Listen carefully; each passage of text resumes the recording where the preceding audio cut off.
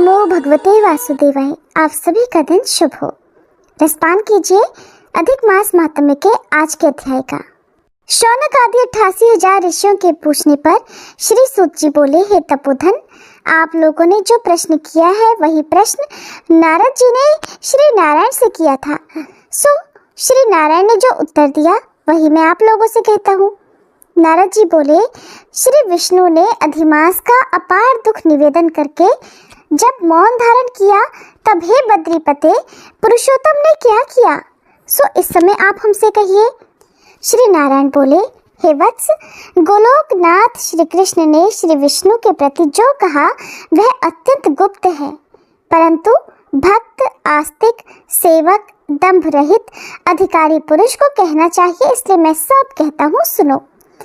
ये आख्यान सत्कीर्ति, पुण्य, यश, सुपुत्र का दाता, राजा को वश में करने वाला है और दरिद्रता को नाश करने वाला और बड़े बड़े पुण्यों से सुनने को मिलता है। जिस प्रकार इसको सुने उसी प्रकार अनन्य भक्ति से सुने हुए कर्मों को करना भी चाहिए। श्री पुरुषोत्तम बोले, हे विष्णु, आपने बड़ा अच्छा किया जो मलमास को लेकर यहाँ आ गए। इससे आप लोक में कीर्ति पाएंगे।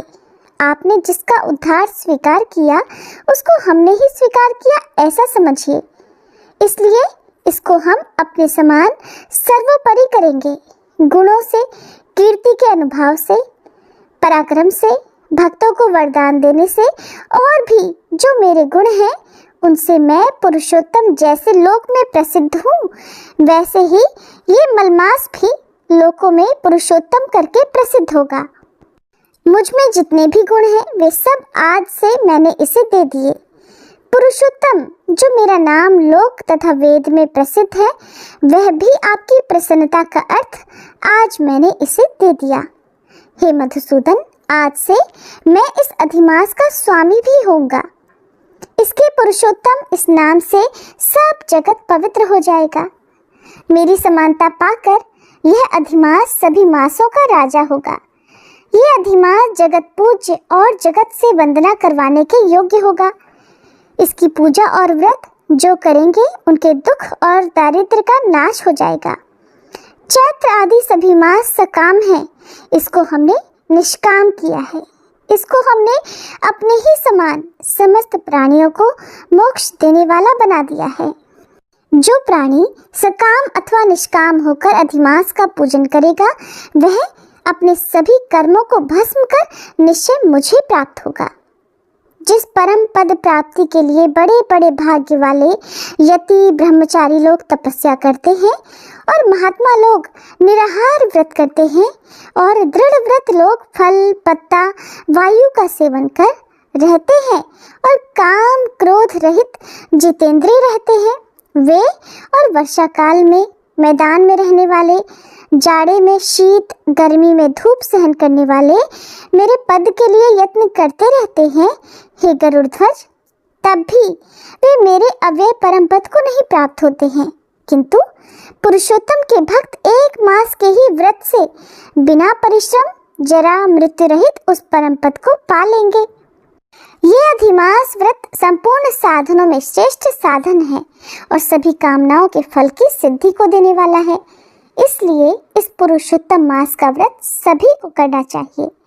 हल से खेत में बोए हुए बीज जैसे करोड़ों गुना बढ़ते हैं, वैसे ही मेरे पुरुषोत्तम मास में किया हुआ पुण्य करोड़ों गुना अधिक हो जाता है।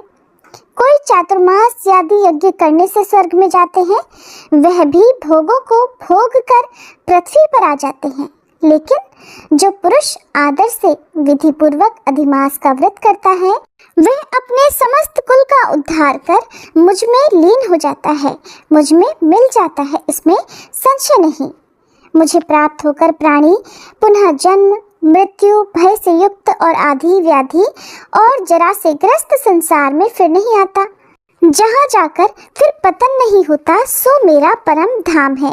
ऐसा जो वेदों का वचन है वह सत्य है, असत्य भला कैसे हो सकता है।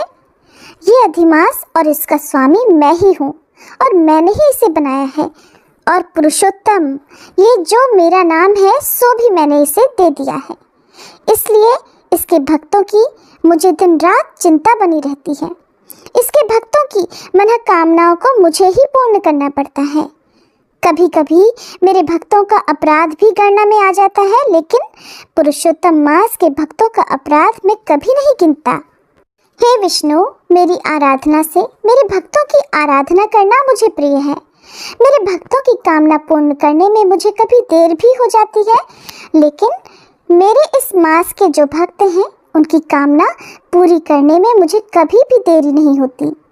मेरे मास के जो भक्त हैं वो मुझे बहुत प्रिय हैं।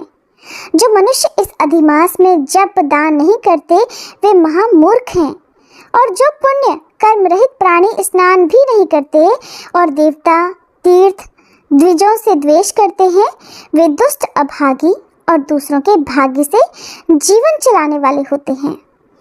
जिस प्रकार खरगोश के सींग कभी भी नहीं होते, वैसे ही अधिमास में स्नान आदि न करने वालों को स्वप्न में भी सुख नहीं मिलता। जो मूर्ख मेरे प्रिय मलमास का निरादर करते हैं और मलमास में धर्माचरण नहीं करते, वे सदा नरक को जाते हैं। प्रति 30 वर्ष पुरुषोत्तम मास प्राप्त होने पर जो प्राणी धर्म नहीं करते वे कुंभीपाक नरक में गिरते हैं और इस लोक में दुख रूपी अग्नि में बैठे स्त्री पुत्र पौत्र आदियों से उत्पन्न बड़े भारी दुखों को भोगा करते हैं। जिन प्राणियों को मेरा यह पुण्यतम पुरुषोत्तम मास अज्ञान से व्यतीत हो जाए, वे प्राणी कैसे सुखों को भोग सकते हैं। अर्थात जो भी प्राणी पुरुषोत्तम मास में जप दान तप आदि नहीं करते, उन्हें भला सुख कैसे मिल सकता है। जो भाग्यशालिनी स्त्रियां सौभाग्य और पुत्र सुख चाहने की इच्छा से अधिमास में स्नान दान पूजन आदि करती हैं, उन्हें सौभाग्य संपूर्ण संपत्ति और पुत्र आदि ये अधिमास प्रदान करता है। जिनका ये मेरे नाम वाला पुरुषोत्तम मास दान आदि से रहित बीत जाता है, उनके अनुकूल फिर मैं नहीं रहता। फिर ना उन्हें पति सुख मिलता है, भाई पुत्र धनों का सुख तो उन्हें स्वप्न में भी दुर्लभ हो जाता है। इसलिए विशेष करके सभी प्राणियों को अधिमास में स्नान पूजा जप आदि और विशेष करके शक्ति के अनुसार दान अवश्य करना चाहिए। जो मनुष्य इस पुरुषोत्तम मास में भक्ति पूर्वक मेरा पूजन करते हैं, वे धन पुत्र और अनेक सुखों को भोग कर पुनः गोलोक के वासी हो जाते हैं। मेरी आज्ञा से सभी लोग मेरे अधिमास का पूजन करेंगे। मैंने सभी मासों से उत्तम मास इसे बनाया है, इसलिए अधिमास की चिंता त्याग कर हे रमापते, आप इस अतुलनीय पुरुषोत्तम मास को साथ लेकर अपने बैकुंठ में जाओ। श्री नारायण बोले। इस प्रकार भगवान श्री कृष्ण के मुख से रसिक वचन सुनकर श्री विष्णु अत्यंत प्रसन्नता पूर्वक इस मलमास को अपने साथ लेकर नूतन जलधर के समान श्याम भगवान श्री कृष्ण को प्रणाम कर गरुड़ पर सवार होकर शीघ्र ही वैकुंठ को चल दिए। वैकुंठ लोक में पहुंचने के बाद जो कुछ भी हुआ उसका वृतांत आप सभी अगले अध्याय में जरूर सुनिएगा। कथा आज की अच्छी लगी हो तो वीडियो को लाइक करके, हो सके तो कमेंट बॉक्स में भी जरूर बताइएगा। अब सुनिए श्री राधा कवच पाठ और तुलसी माता की आरती। श्री राधिकाय नमः। राधा रानी को समर्पित श्री राधा कवचम एक ऐसा दिव्य स्तोत्र है जो भक्त की हर प्रकार की बाधाओं से रक्षा करता है। श्री राधा कवच के विषय में देवी पार्वती जी ने महेश्वर से पूछा। देवी पार्वती जी ने कहा, हे कैलाशवासिन, भक्तों पर अनुग्रह करने वाले हे प्रभु, श्री राधिका जी का पवित्र कवच मुझको सुनाओ। हे त्रिशूल और धनुष धारण करने वाले नाथ, मैं आपकी शरण में हूँ। यदि मुझ पर आपकी कृपा हो तो दुख के भय से आप मेरी रक्षा कीजिए। तब श्री शिव जी बोले, हे गिरिराज कुमारी सुनो, यह प्राचीन कवच अब मैं आपको सुना रहा हूँ जो बड़ा पवित्र है। यह संपूर्ण पापों को हरने वाला है और सब प्रकार से रक्षा करने वाला है। सुख भोग और मोक्ष का साधन एवं श्री श्याम सुंदर की भक्ति को देने वाला है। हे देवी, यह कवच त्रिलोकी का आकर्षण कर सकता है और साधक को प्रभु की सन्निधि में पहुंचा देता है। यह सभी शत्रुओं को डराने वाला, सर्वत्र विजय प्राप्त कराने वाला और सभी प्राणियों की मनोवृत्तियों को हराने वाला है। इस कवच के पढ़ने से सदा ही आनंद रहता है। सालोक की सृष्टि, सामीप्य, सायुज्य चारों ही प्रकार की मुक्ति प्राप्त हो जाती है एवं अनेकों राजसूय और अश्वमेध यज्ञ का फल प्राप्त होता है। इस कवच के बिना यदि कोई केवल श्री राधा मंत्र को ही जपे तो उसे उसका फल नहीं मिलता और पद पद पर विघ्न बाधाएं उपस्थित होने लगती हैं। श्री राधा कवच का मैं अर्थात महादेव ऋषि हूँ, अनुष्टुप छंद है, श्री राधा देवता है, रांग बीज और रांग ही कीलक है। धर्म, अर्थ, काम और मोक्ष इन सब में ही इसका विनियोग किया जाता है। श्री राधा जी मेरे मस्तक और ललाट की रक्षा करे, श्रीमती दोनों नेत्रों की और गोपेंद्र नंदिनी दोनों कानों की रक्षा करे और श्री हरिप्रिया जी नासिका की और शशि शोभना जी दोनों भ्रकुटियों की रक्षा करे। श्री कृपा देवी ऊपर के होठ की और गोपिका जी नीचे के होठ की रक्षा करे। ऊपर के दांतों की श्री वृष भानुसुता और थोड़ी की श्री गोप नंदिनी जी रक्षा करे। कपोलों की चंद्रावली जी रक्षा करे और श्री कृष्ण प्रिया जी जिह्वा की रक्षा करे। श्री हरि प्रिया कंठ की और विजया जी हृदय की रक्षा करे। चंद्रवदना दोनों भुजाओं की, सुवलवसा पेट की, योगान्वता कमर की और सौभद्रिका दोनों पैरों की रक्षा करे। चंद्रमुखी नखों की, गोपा वल्लभा टखनों की, जया घुटनों की और गोपी सभी ओर से मेरी रक्षा करे। शुभ प्रदा पीठ की, पेट की, श्रीकांत वल्लभा जानू अर्थात घुटनों की, जया और हरिणी मेरी सभी ओर से रक्षा करे। वाणी वचनों की रक्षा करे। धनेश्वरी खजाने की, कृष्ण रता पूर्व दिशा की और कृष्ण प्राणा पश्चिम दिशा की रक्षा करे। उत्तर दिशा की हरिता, दक्षिण दिशा के वृषभानुजा, रात्रि में चंद्रावली और शवेदित मेखला दिन में रक्षा करे। मध्याह्न में सौभाग्यदा, सायं में काम रूपिणी, प्रातः काल में रुद्री तथा रात्रि के अवसान होने पर गोपिनी हमारी रक्षा करे।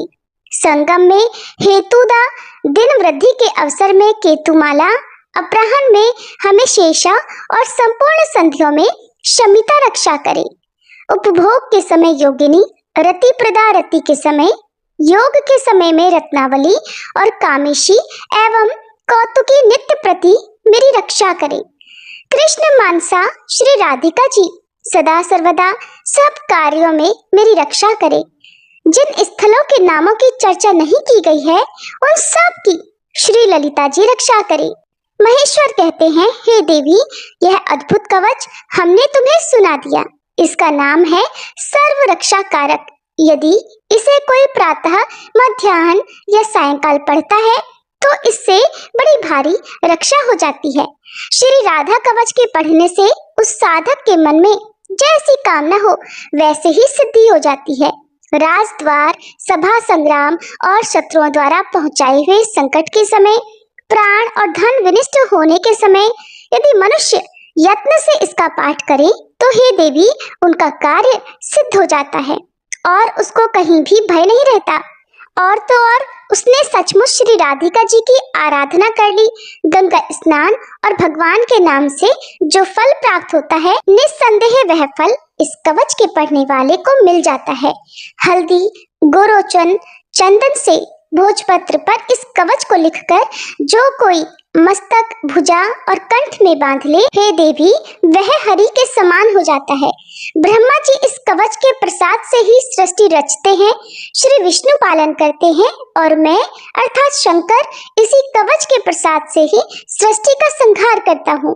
यह कवच विशुद्ध वैष्णव को देना चाहिए जिनमें वैराग्य आदि गुण हो, जिसकी बुद्धि व्यग्र ना हो, नहीं तो अनाधिकारी को देने वाला स्वयं नष्ट हो जाता है। इसमें किसी प्रकार का संदेह नहीं करना चाहिए। श्री राधा कवच पाठ हिंदी अनुवाद संपूर्ण हुआ। सभी प्रेम से बोलिए जय श्री राधे, हरे कृष्ण।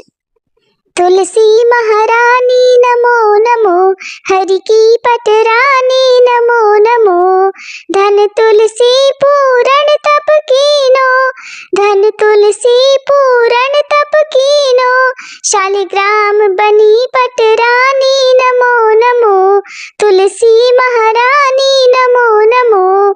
जाके पत्र मंजरी कोमल, जाके पत्र मंजरी कोमल, श्रीपति कमल चरण लपटानी, नमो नमो तुलसी महारानी, नमो नमो। धूप दीप नैवेद्य आरती, धूप दीप नैवेद्य आरती, पुष्पन की वर्षा वर्षानी, नमो नमो तुलसी महारानी, नमो नमो। 56 भोग 3600 व्यंजन, 56 भोग 3600 व्यंजन, बिन तुलसी हरि एक न मानी, नमो नमो बिन तुलसी हरि एक न मानी, नमो नमो तुलसी महारानी, नमो नमो। सभी सखी मैया तेरो यश गावे, सभी सखी मैया तेरो यश गावे, भक्ति दान दीजे महारानी, नमो नमो तुलसी महारानी, नमो नमो। हरि की पटरानी, नमो नमो तुलसी महारानी, नमो नमो। तुलसी मैया की जय।